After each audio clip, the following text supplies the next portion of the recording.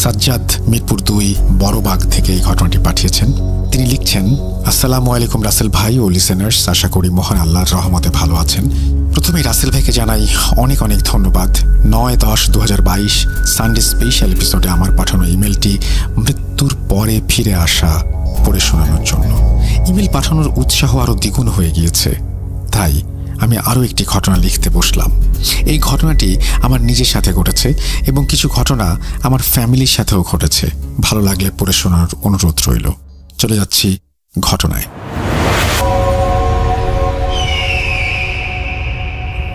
ঘটনা ১। সময় তখন ২০১৩-র শেষ দিকে। আমি ক্লাস 1-এ পড়ি। প্রতিদিনের মতোই আমার দিন কাটছিল। প্রতি সন্ধ্যায় আমি আমার আম্মুর কাছে বায়না ধরি আমাকে নতুন কিছু নাস্তা বানিয়ে খাওয়ানোর জন্য। সেদিনও বলেছিলাম। আম্মু বলেন, আচ্ছা তুমি রুমে বসে টিভি দেখো, আমি নাস্তা বানিয়ে আনি। আম্মু রান্নাঘরের দিকে যাওয়ার পর আমি টিভি দেখছিলাম। মিনিমাম 15 থেকে 20 মিনিট হবে। আম্মু আমার জন্য কি বানাচ্ছেন দেখার জন্য আমি রুম থেকে বের হয়ে রান্নাঘরের দিকে হাঁটতে লাগলাম। বলে রাখা ভালো, আমি যে রুমে ছিলাম সেখানে একটা ছোট অ্যাটাচ বাথরুম ছিল এবং রুম থেকে বের হয়ে বাম দিকে আরেকটি বাথরুম। ঘটনায় ফেরা যাক। রুম থেকে বের হয়ে বাম দিকে আমার চোখ পড়ল বাথরুমের দরজা খোলা এবং লাইটও জ্বালানো। আমি দেখি আম্মু বাথরুমে এসে বালতিতে কাপড় ভেজাচ্ছে। তখন পরনে আমার আম্মু কালো লাল রঙের জামা পরেছে, কিন্তু কিছুক্ষণ আগেও তো আম্মু হালকা নীল রঙের কাপড় পরেছিলেন। আমি সেইখান থেকে হেঁটে রান্নাঘরের দিকে হাঁটা দিলাম দেখার উদ্দেশ্যে যে আম্মু কি রান্না করছেন। কিন্তু অবাক করা বিষয় হলো, আমি গিয়ে দেখি আম্মু তো ঘরেই আমার জন্য নাস্তা বানাচ্ছে।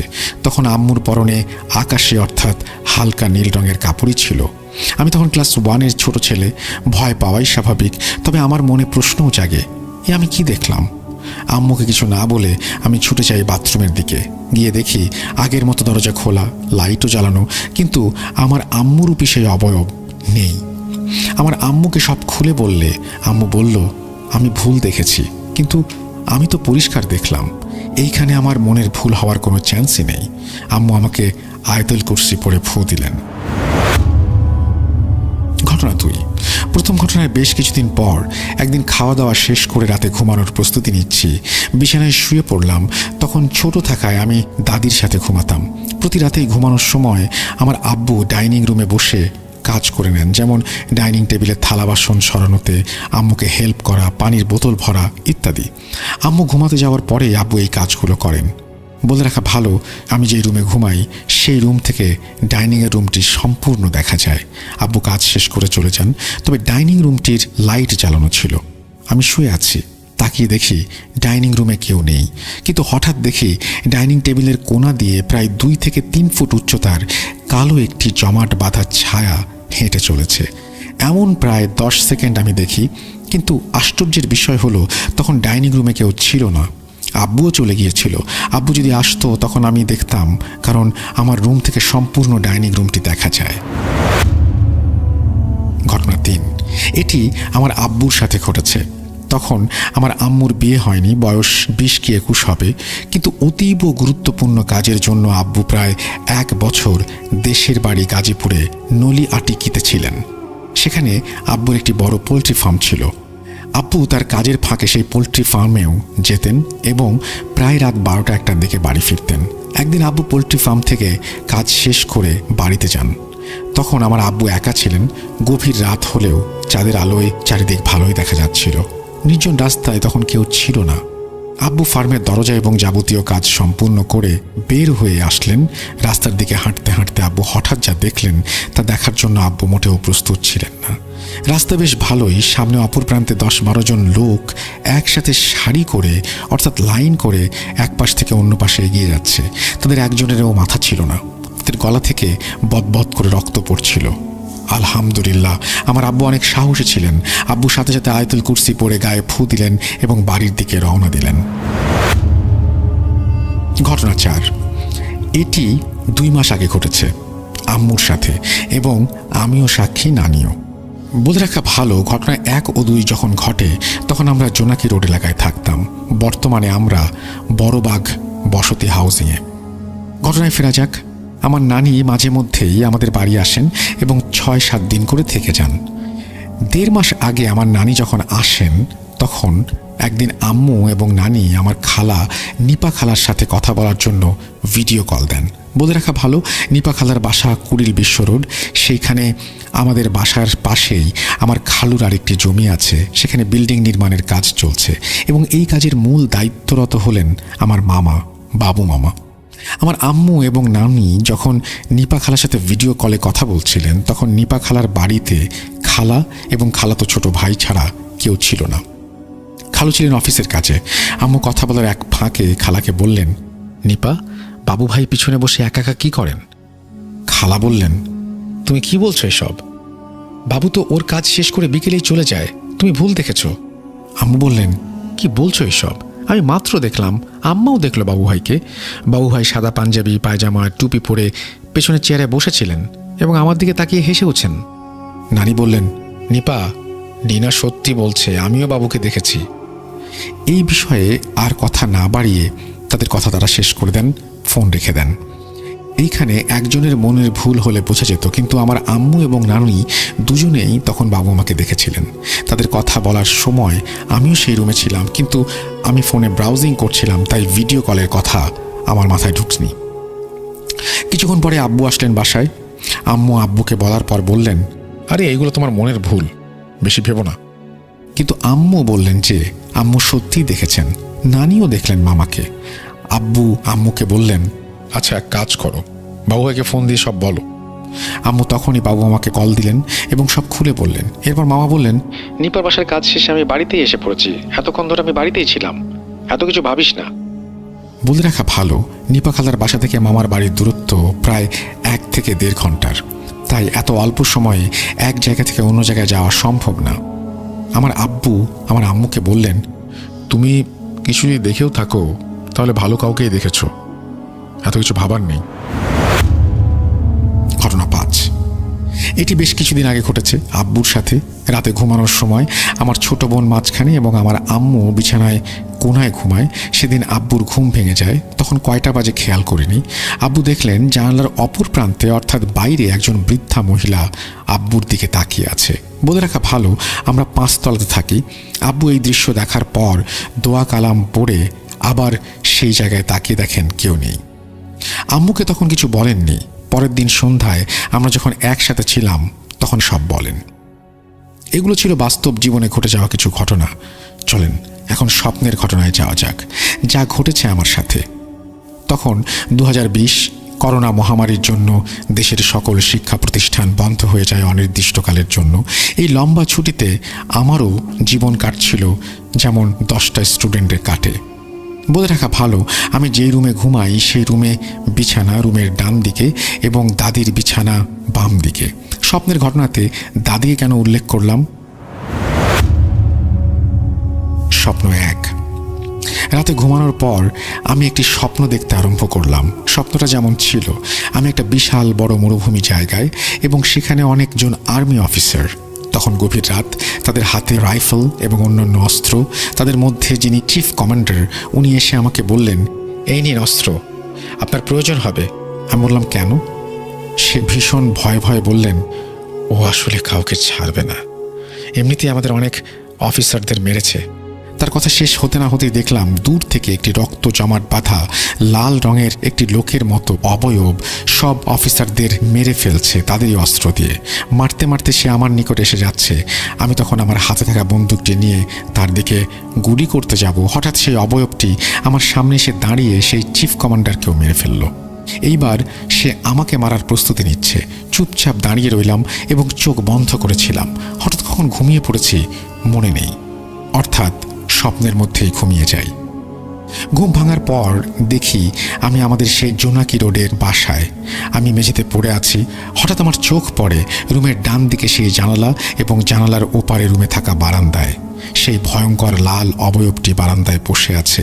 মনে পড়ে যায় কিছুক্ষণ আগে ঘটে যাওয়া ঘটনা। আমি দ্রুত রুমের সাথে থাকা অ্যাটাচ বাথরুমে গিয়ে দরজা বন্ধ করে বসে থাকি। দরজায় কিছু ছিদ্র থাকায় আমি বাইরে দেখার চেষ্টা করি। হঠাৎ দেখি আমার দাদি রুমে। আমি সাহস ফিরে পাই এবং দরজা খুলে রুমেই দেখি দাদি আমাকে বলছে, চল বাসায় চল। আমি এবং দাদি ধীরে ধীরে রুম থেকে বের হতেই হঠাৎ সেই লাল অবয়ব ভয়ঙ্কর একটি চিৎকার দেয়, কই যাস তোরা? এই বলে সে এক হাসি দেয়। তার হাসি এমন শব্দ ছিল যেন মনে হয় কোনো হিংস্র জন্তু হাসছে। আমি আর দাদি পিছু ফিরে যাই, কিন্তু এভাবে কতক্ষণ? হঠাৎ আমার আব্বুর ডাক। আমাকে ডাকছেন আব্বু, বলছেন এদিকে এসো। আমি সাহস সঞ্চার করে বারান্দার দিকে কিছু কদম এগিয়ে দেখি আব্বু বসে আছেন। আমাকে বলছেন, এই কই যাও, এদিকে আসো তো। আমি তখন দেখি আব্বু এখানে, তাই আমি এগিয়ে যাই। বারান্দাতে যেই না ঢুকবো, বারান্দার সেই অবয়বটি দেখি বসে আছে। তার সমস্ত শরীর ছিল লাল বর্ণের, যেন মনে হচ্ছিল জ্বলন্ত লাল কয়লা। তার চেহারা ছিল প্রচণ্ড রাগ, দাঁতের সাথে দাঁত লাগিয়ে কিটমিট করে আমার দিকে তাকিয়ে আছে। আমি সাথে সাথে পিছে ফিরে আসি, সেও আমার দিকে তেড়ে আসে। দাদি দোয়া পড়তে শুরু করলেন। আমি পাশে থাকা একটি লাঠি পড়া দেখতে পেয়ে লাঠি উঠিয়ে জোর গলায় আল্লাহু আকবার লা ইলাহা ইল্লাল্লাহু মুহাম্মাদুর রাসূলুল্লাহ বলতে বলতে সেই অবয়বকে মারতে থাকি। মারার এক পর্যায়ে দেখি অবয়বটি আকারে ছোট হয়ে যাচ্ছে এবং সে চুপচাপ এক কোণায় পড়ে আছে। তার মুখে একটু হাসি তখনও। আমি তাকে আবার মারা শুরু করি। মারতে মারতে আমি ক্লান্ত হয়ে যাচ্ছিলাম। হঠাৎ আমার ঘুম ভেঙে যায়। চোখ খুলে দেখি তখন মধ্যরাত। আমি আমার বিছানাতে, ঘামে ভিজে গিয়েছে আমার পুরো শরীর। বুক এতই ধরফর করছে যেন মনে হচ্ছিল এতক্ষণ আমি দৌড়াচ্ছিলাম। মনে পড়ল সম্পূর্ণ স্বপ্ন। ভয়ে সেই রাতে মাথার বালিশকে জড়িয়ে ধরে ঘুমিয়ে যাই। পরদিন সকালে উঠে আম্মুকে সব বলার পর আম্মু আয়াতুল কুরসি পড়ে ফু দিলেন এবং বললেন রাতে দোয়া কালাম পড়ে ঘুমাতে। স্বপ্ন 2। রাসেল ভাই, মনে আছে ভূত.কমের মডারেটর ভাইদের কম্বো স্টোরি নীল পাথর? আমার সেই স্টোরির সবচেয়ে মজার এবং ভয়ের জায়গা যেটি লেগেছিল মৃত ছেলে আর ডোমের পার্টি। এই স্টোরিটি শোনার কিছুদিন পরে রাতে ঘুমানোর সময় হঠাৎই সেই স্টোরির কথা মনে পড়ে। স্টোরির কথা ভাবতে ভাবতে ঘুমিয়ে পড়ি। হঠাৎ স্বপ্নে দেখলাম আমি একটি ছোট্ট অন্ধকার ঘরে, কোনো ইলেকট্রিক লাইট নেই, 3-4টি মোমবাতি দিয়েই কিছুটা আলো বের হচ্ছে। দেয়ালে প্রচুর রক্তের চিহ্ন। হাসপাতালে রোগীদের যেমন বেড থাকে তেমনি একটা বেড। এক মধ্যবয়স্কা মৃত লোক শুয়ে আছে, পাশে একজন ডোম আর এক পাশে একটা ছোট বাচ্চা। ডোমটি সেই মৃত লোকের মুখে ধারালো একটা কিছু দিয়ে মুখের চামড়া মাংস কেটে ছিঁড়ে বের করছে। কিন্তু হঠাৎ সেই মৃত লোকটি জীবিত হয়ে বেড থেকে নেমে দাঁড়িয়ে রইল। মহান আল্লাহর অশেষ রহমতে আমি বুঝতে পারলাম আমি এক বিচ্ছিরি স্বপ্ন দেখছি। তখন আমার কোনো ভয় করছিল না, মাথায় খালি একটা চিন্তাই কাজ করছিল, এইটা স্বপ্ন দেখছি, স্বপ্ন থেকে বের হতে হবে। আমার তখন শুধু আলহামদুলিল্লাহ সূরা মনে পড়ছিল, তাই আলহামদুলিল্লাহ সূরা পড়তে শুরু করি। সূরা পড়ার সময় সেই বাচ্চা ছেলেটি আমার কাছে এসে বলে, চুপ করো, সূরা পড়ো না। আমি তখন শিওর হলাম যে সূরা পড়া বন্ধ করলে আমার বিরাট কোনো ক্ষতি হবে। সূরা পাঠের এক পর্যায়ে আমার ঘুম ভেঙে যায়। দেখি আকাশ কালো থেকে হালকা নীল। বুঝতে পারি সকাল হচ্ছে। আমি ঘুমিয়ে যাই। আম্মুকে পরে সব বলার পর আম্মু বলেন রাতে ঘুমানোর আগে ভৌতিক বিষয় নিয়ে না ভাবতে। সেকেন্ড স্বপ্নটা বেশি ভাবার কারণে এমন দেখলাম, কিন্তু ফার্স্ট স্বপ্নটার কোনো ব্যাখ্যা আমার জানা নেই। তবে এই কথা বলবো যে মহান আল্লাহর রহমতে স্বপ্নের ভেতরে সূরা পড়ার কারণেই আমার কোনো ক্ষতি হয়নি।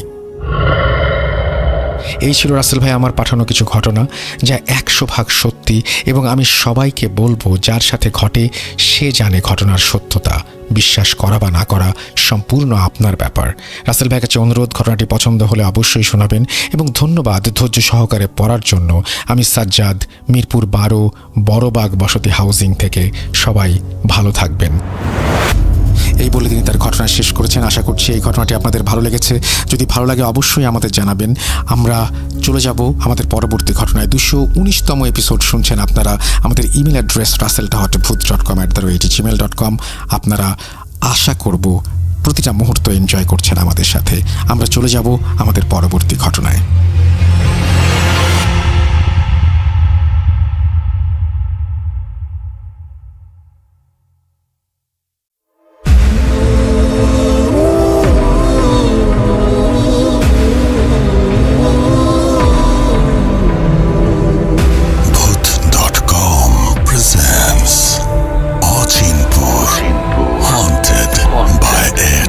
Airtel.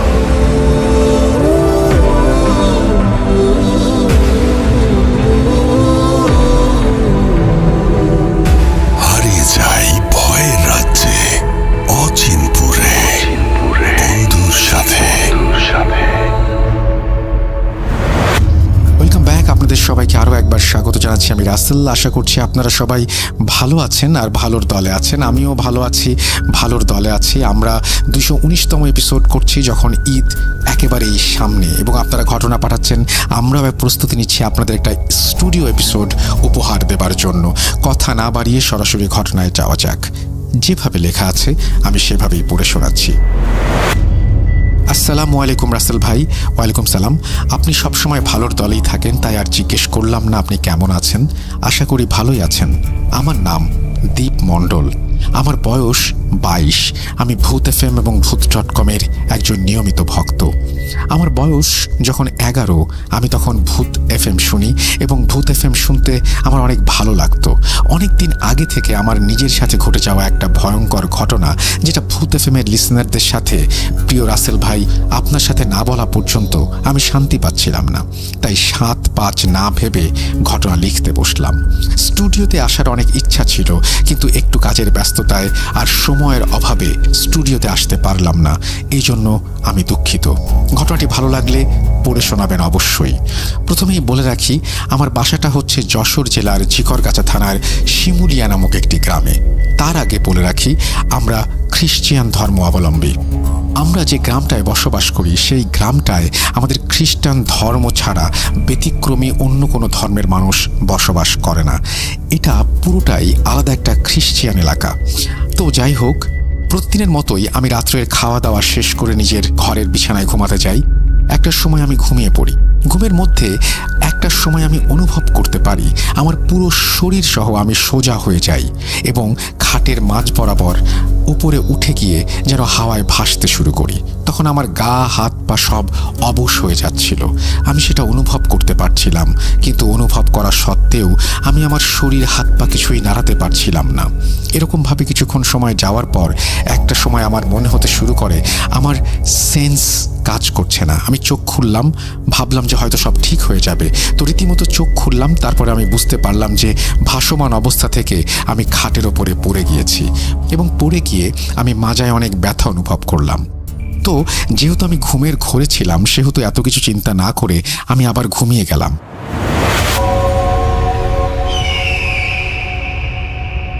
সেদিন রাতে আর তেমন কিছু হলো না। ঠিক তার পরের দিন রাতে আমার সাথে সেম কাহিনী ঘটে। আমি খাট থেকে ভেসে উপরে উঠে হাওয়ায় উঠে যাই, এবং তারপর চোখ খুলতেই আমি খাটের ওপরে পড়ে যাই এবং মাজায় অনেক ব্যথা পাই। সেম কাহিনী আমার সাথে 2 দিন ঘটতে থাকে, এবং প্রতিদিনই একই ঘটনা। রাতগুলো এভাবেই কেটে যাচ্ছে। একটা সময় এই কাহিনীর সাথে বেশ পরিচিত হয়ে যায়, কিন্তু আমি তখনও ঘটনাটা যে আমার সাথে ঘটেছে সম্পর্কে কারোর সাথে কোনো কিছু শেয়ার করিনি। আমার বাবা মা তখন ঢাকাতে জব করত, এবং আমি আমার ঠাকুমার কাছে গ্রামের বাড়িতে থাকতাম। আমার ঠাকুমা আবার আগের দিনের মানুষ হওয়ায় এসব কথা বললে ভয় পাবে, আমাকে নিয়ে টেনশন করবে, তাই তাকেও কিছু বললাম না। প্রতিনিয়ত এমন ঘটনা ঘটতেই থাকলো রাতগুলোতে। তবে এখন পর্যন্ত আমার কোনো ক্ষতি হয়নি। আগে আমি ভূত, প্রেত, জিন এগুলো কিছুই বিশ্বাস করতাম না, কিন্তু কারো কাছে কোনো ভয়ঙ্কর কাহিনী বা ভয়ের ঘটনা শোনার পর নিজের মনে মনে বেশ ভয় হতো, কিন্তু সেই সব কথা আমি কখনো কারো কাছে প্রকাশ করতাম না। এর ভেতরে একদিন সন্ধ্যাবেলা আমি আর আমার বন্ধুরা মিলে আমাদের গ্রামের একটি বুড়ো দাদুর কাছ থেকে ভয়ের ঘটনা শুনলাম। ঘটনা শুনে আমার কেমন যেন মনে মনে ভয় হচ্ছিল। বন্ধু বান্ধবের সাথে বললে ওরা হাসাহাসি করবে, তাই আমি যে মনে মনে ভয় পাচ্ছিলাম এটা আর কারোর সাথে বললাম না। তারপরে আবার আমি রাত্রে নিজের বাসায় এসে প্রতিদিনের মতো খাওয়া দাওয়া শেষ করে ঘুমাতে চলে যাই। সেদিন রাতে আমার সাথে ঘটে আরেকটি অদ্ভুত ঘটনা। আমি সেদিন রাতে আবারও ঘুমিয়ে ঘুমিয়ে স্বপ্নে দেখি, আর স্বপ্নটা বাস্তবে পরিণত হয়ে যায়। আমি দেখি যে আমার একটা বন্ধু আমাকে ডাকতে এসেছে। যে আমাকে ডাকতে এসেছে তার নাম আকাশ। সে আমাকে আমার নাম ধরে ডাকছে এবং আমাকে বলছে, দীপ, বাইরে বের হ। তো আমি ঘুমের মাঝে তাকে জিজ্ঞেস করলাম, কেন? সে আমাকে বলল, আমাদের আর একটা ফ্রেন্ড যার নাম রনি, তাকে নাকি তার বাসা থেকে কেউ খুঁজে পাচ্ছে না, তাই সে আমাকে ডাকতে এসেছে। আমি রনি নামে ওই বন্ধুকে খুঁজতে যাব এই জন্য। আমি বিছানার উপরে ঘুমিয়ে আকাশের সাথে কথা বলছিলাম। আমার মনে হচ্ছিল সময়টা যেন রাত পেরিয়ে ভোর হয়ে গেছে, কিন্তু সময়টা ছিল মাঝরাত, 2টা-3টার মতো বাজে। আমার কাছে মনে হলো যেন ভোর। মনে মনে ভাবলাম এদিকে রনিকে খুঁজতে যেতে হবে, তার ভেতরে আবার ভোর হয়ে গেছে। তাই এত কিছু চিন্তা না করে ঘুম ঘুম চোখ নিয়ে বিছানা থেকে উঠলাম এবং নিজের রুমের দরজা খুলে বাইরে বের হলাম। মেইন গেট যখন খুলতে যাব তখন দেখি দরজায় তালা দেয়া। প্রতিদিন দরজায় তালা দেওয়ার পরে চাবি যেখানে রাখি চাবিটি সেখানেই ছিল। ঘুমের ঘোরে চাবিটি হাতড়াতে খুঁজতে থাকি এবং একসময় চাবিটি খুঁজে পাই। তারপর মেইন গেট খুলে আমি আবার ওই আকাশ নামের বন্ধুটির পেছনে পেছনে হাঁটতে থাকি। তখন আমার যেন মনে হচ্ছিল আমি যেন ঘুমিয়ে ঘুমিয়ে হাঁটছি। আকাশ আমার আগে আগে হাঁটছে, আমি পেছনে পেছনে। একটা সময় আমি দেখি আকাশ আমার থেকে অনেক দূরে সামনে চলে গেছে। আমি আকাশকে চিৎকার দিয়ে ডেকে বলি, দাঁড়া আমার জন্য। উত্তরে সে আমাকে কিছুই বলল না। আমি তখন তার পেছন পেছন হাঁটছি। অনেকটা দূর হাঁটার পর আমি যেন কিসের সাথে হোঁচট খেয়ে পড়ে যাই। তারপর আমার আর কিছু মনে নেই। এর পরের দিন সকালে আমি নিজেকে আবিষ্কার করি বাসায়। আশেপাশে অনেক লোকের ভিড়। আমার সাথে কি হয়েছে এবং আমি কোথায় গিয়েছিলাম এই কথা আমার ঠাকুমা আমার কাছে জানতে চাওয়ায় আমি তাকে আস্তে আস্তে আগের সব ঘটনা খুলে বলি। কি হয়েছে সেটাও বললাম। তারপর ঠাকুমা আমাকে বলল রাত্রে নাকি তার হুট করে ঘুম ভেঙে যায় এবং সে আমার রুমের দরজা খোলা দেখতে পায়। আমার রুমে এসে ঠাকুমা আমাকে দেখতে না পেয়ে আমাকে ডাক দিতে থাকে আর আশেপাশে আমাকে খুঁজতে থাকে। অনেক ডাকাডাকির পর যখন কোনো সাড়া পাচ্ছিল না তখন ঠাকুমা বেশ চিন্তায় পড়ে যান। আর কি করবেন এটা বুঝতে না পেরে অবশেষে আশেপাশের মানুষজনকে তিনি ঘুম থেকে জাগিয়ে তোলেন এবং আমাকে যে খুঁজে পাওয়া যাচ্ছে না এই কথাটি তাদেরকে জানান। তখন আশেপাশের কিছু মানুষ আমার ঠাকুমা মিলে আমাকে খুঁজতে বের হন। অনেক খোঁজাখুঁজির পর যখন তারা আমাকে খুঁজে পান না তখন তারা বেশ দুশ্চিন্তায় পড়ে যান। এরপর যখন ভোর 5:30 বাজে তখন একটি ছেলে দৌড়াতে দৌড়াতে আমাদের বাসার সামনে আসে। ছেলেটি আমাদের গ্রামেরই একটি ছেলে। সে বলে চার্চের দারোয়ান নাকি আমাকে কোথায় পড়ে থাকতে দেখেছে। তাই ছেলেটি ঠাকুমাকে চার্চে যেতে বলে। আমার বাসা থেকে চার্চের দূরত্ব হেঁটে যেতে খুব জোর 7 থেকে 8 মিনিট হবে। ছেলেটির কথা মতো ঠাকুমা চার্চের কাছে গেল। আশেপাশের কিছু লোকও ঠাকুমার সাথে গেল। চার্চের দারোয়ান দরজা খুলে ঠাকুমাকে ভেতরে নিয়ে গেলেন চার্চের পাশে অবস্থিত একটি বিশাল বড় মোটা একটি তেঁতুল গাছের গোড়ায়। বলে রাখি চার্চের সেই মোটা তেঁতুল গাছটি 100 বছরের পুরনো তেঁতুল গাছ। জিসাস চার্চের পাশে থাকা সেই মোটা তেঁতুল গাছের গোড়ায় তারা আমাকে অজ্ঞান অবস্থায় পায়। এটা দেখে সবাই আশ্চর্য হয়ে যায় আর ঠাকুমা অনেক ভয় পেয়ে যান এবং সেখান থেকে সবাই মিলে ধরে আমাকে বাসায় নিয়ে যান। এই কথা ঠাকুমার মুখ থেকে শোনার পর আমি হতভম্ব হয়ে যাই। পাড়া প্রতিবেশী আর দেখতে আসা মানুষ সবাই আমার ঠাকুমাকে একটা কথাই বলতে থাকে, এটা হয়তো খারাপ কোনো আত্মার কাজ, না হলে কোনো জিনের কাজ। এসব কথা শুনতে শুনতে একটা কথা আমাকে অবাক করে দেয়। আমাকে যদি চার্চের পাশে মোটা তেঁতুল গাছের গোড়াতেই পাওয়া যায় তাহলে আমি চার্চের ভেতরে ঢুকলাম কিভাবে? কারণ চার্চের এরিয়ার ভেতরে ঢুকতে গেলে প্রথমে বড় লোহা দিয়ে তৈরি একটা গেট পার হতে হয় আর গেটে সবসময় দারোয়ান থাকে। এমন ঘটনা আমার সাথে কেন ঘটেছে আমি জানি না। ঘটনাটা এখানেই শেষ হলে পারত, কিন্তু কে জানতো আমার জন্য আরও ভয়ঙ্কর কিছু অপেক্ষা করছে। যাই হোক, তারপর থেকে আমি খাওয়া দাওয়া কমিয়ে দেই। আমার অনেক জ্বর আসে এবং আমি অসুস্থ হয়ে যাই। অনেক ডাক্তার দেখানোর পরেও তেমন কোনো ঠিক হচ্ছিল না।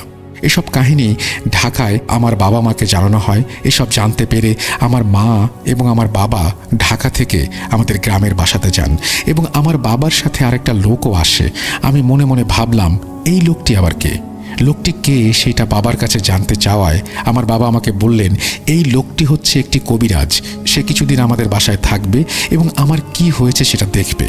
আমি আগেই বলেছিলাম ভূত, জিন, কবিরাজ, তান্ত্রিক এসব কোনো কিছুর ওপরে আমার বিশ্বাস ছিল না।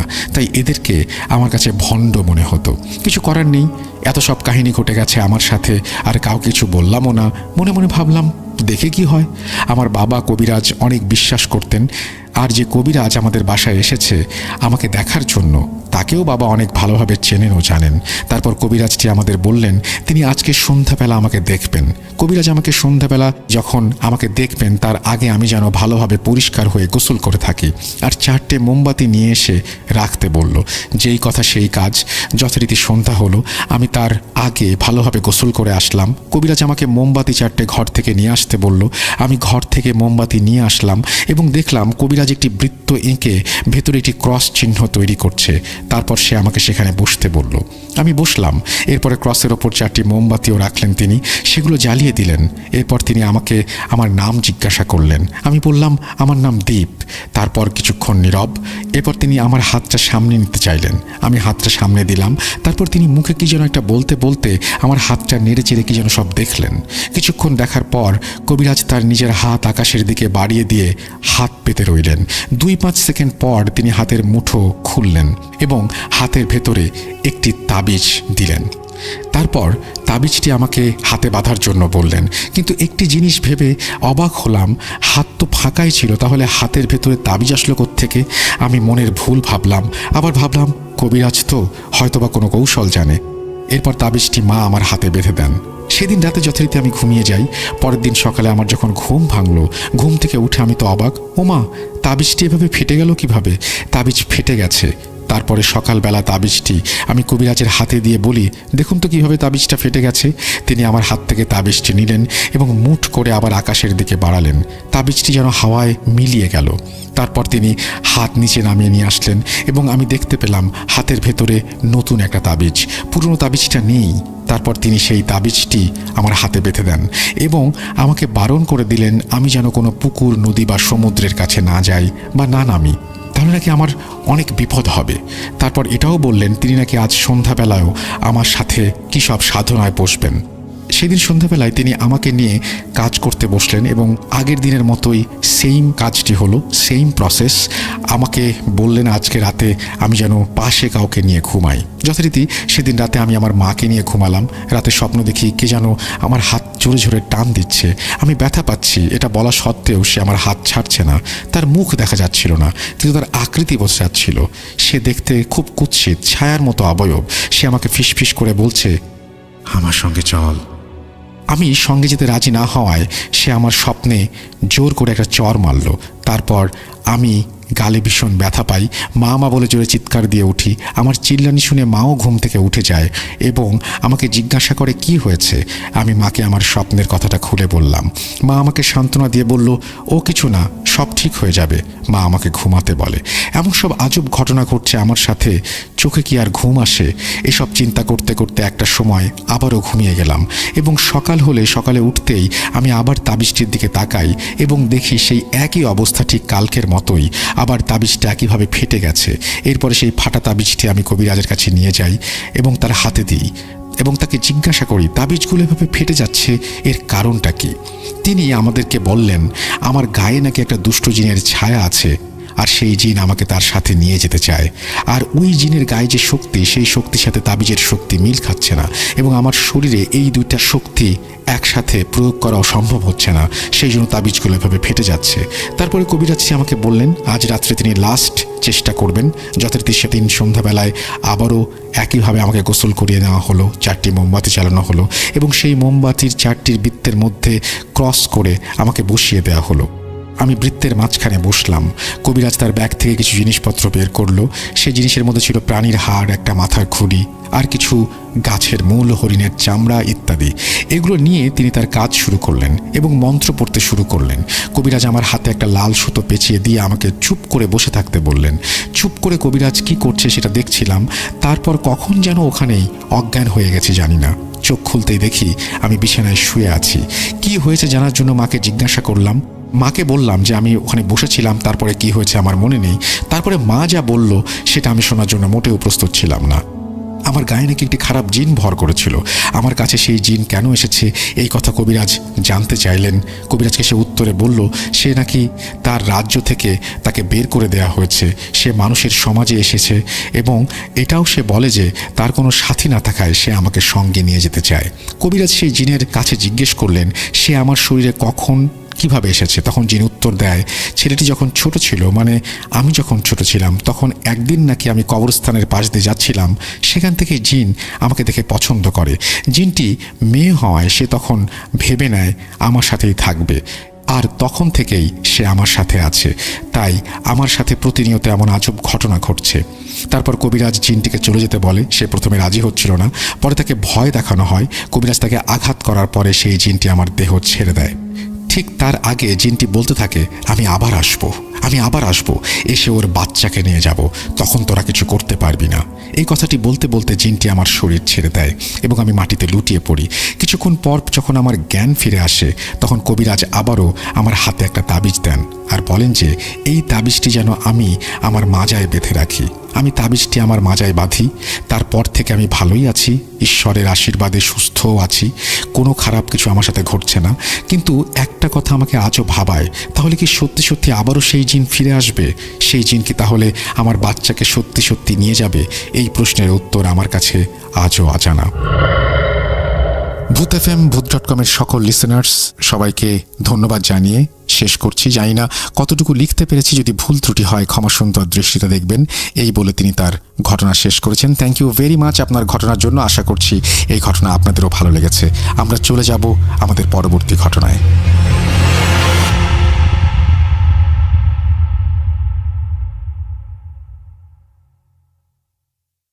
Welcome back. আপনাদের সবাইকে অনেক অনেক ধন্যবাদ এতক্ষণ পর্যন্ত আমাদের সাথে থাকার জন্য।